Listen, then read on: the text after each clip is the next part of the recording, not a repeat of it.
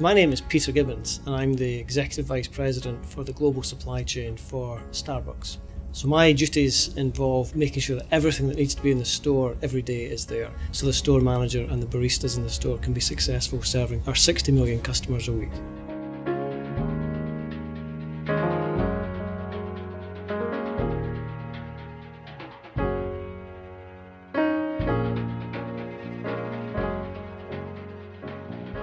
Back in 2008, when not only did the world economy suffer and have problems, but we were already having problems as a business. We were not doing so well. What we found when we dug beneath the surface was not good.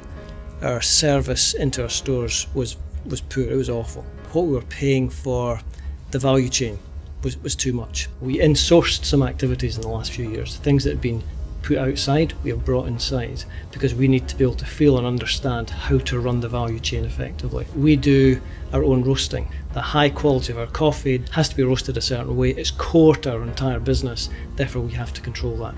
We learned the lesson the very hard way that when you lose the connection with the individual customer in the individual store, that you lose your heart, you lose your soul, and your business doesn't perform. So our biggest challenge is, as we grow in multiple dimensions, product, category, channel, brand, that we always put the customer first. So are we better set up for success? Absolutely.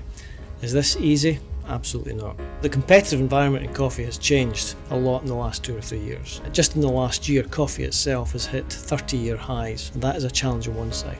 On the other side, we like to believe that we pretty much invented the specialty coffee industry, and a lot of people have looked at that and said, gosh, we would like to have a piece of that as well. And everyone has upped their game. As we look at our brand, we see that we have a brand which can exist successfully in our own controlled stores environment, but also translates really well to a CPG channel. And it does that because of the incredible emotional attachment that our customers have. One of the key things that we do is we make sure our leadership team and our supply chain gets out to stores regularly and talks to store managers and baristas. There's also all the feedback we get directly from our category and marketing teams about what's selling, what isn't selling.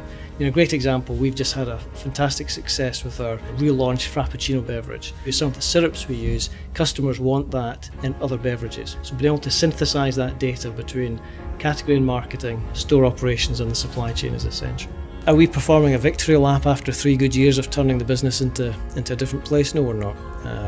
We feel the competition every day, but the biggest competition is for the hearts and minds of customers. In today's economy, there is nothing that you can take for granted. What we've done the last 3 years is fantastic, but that was the last 3 years.